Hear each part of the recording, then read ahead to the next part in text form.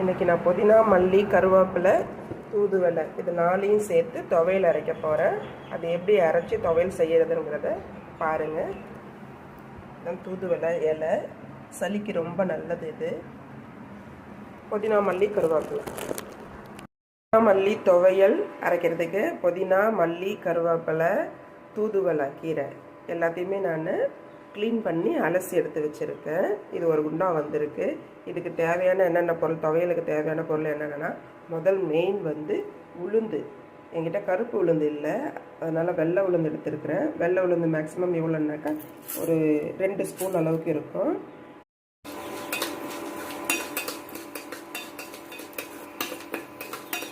அலசி வச்ச புதினா, மல்லி, கருவேப்பிலை, தூதுவளை இலை அது எல்லாத்தையும் அலசி வச்சுட்டு, வறுத்த உளுந்து, மிளகு, புளி, தோலோடு இருக்கிற பூண்டு, இந்த தோலோடு இருக்கிற இந்த பூண்டு கல்லாதோடு சேர்த்துட்டு நம்ம அரைச்சி எடுத்துப்போம்.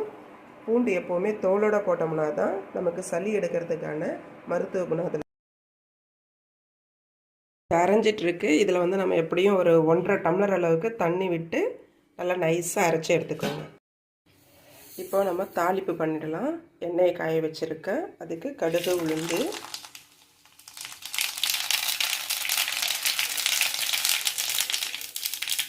ப்ளஸ் அதில் இன்னொரு நம்ம பொருளை ஆட் பண்ண போகிறோம், சீரகம். இந்த சீரகம் எப்போவுமே அரைக்கும் போது நம்ம போட்டு அரைக்கக்கூடாது.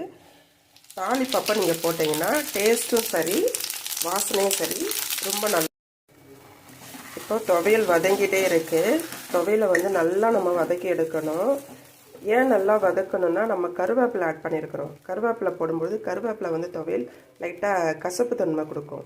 அப்போ அந்த கசப்பு தன்மை போகணுன்னா நம்ம துவையலை முடிஞ்ச அளவுக்கு எந்த அளவுக்கு நம்மளால் வதக்க முடியுமோ அந்த அளவுக்கு வதக்கி எடுக்கணும். இதில் ப்ளஸ் என்னென்னா, நம்ம உளுந்து போட்டிருக்கிறோம். உளுந்து நம்ம இப்போ இந்த ஸ்டேஜில் பாருங்கள், ஓரம் ஃபுல்லாக எண்ணெய் பிரிஞ்சு வந்துருச்சு. இப்போ நம்ம பக்குவமான அளவுக்கு துவையல் வதங்கி போச்சுன்னு அர்த்தம். நம்ம இப்போ ஆஃப் பண்ணி எடுத்துடலாம். நான் இதுக்கு நல்லெண்ணெய் விட்டு தான் வதக்கியிருக்கேன். நல்லெண்ணெய் தான் செய்யணும்னு அவசியம் இல்லை. உங்களுக்கு எந்த எண்ணெய் நீங்கள் சமைக்கிறீங்களோ அந்த எண்ணெயில் சமைச்சிடலாம். ஆனால் நான் இன்றைக்கி கொஞ்சம் நல்லெண்ணெயில் தான் செஞ்சுருக்கேன்.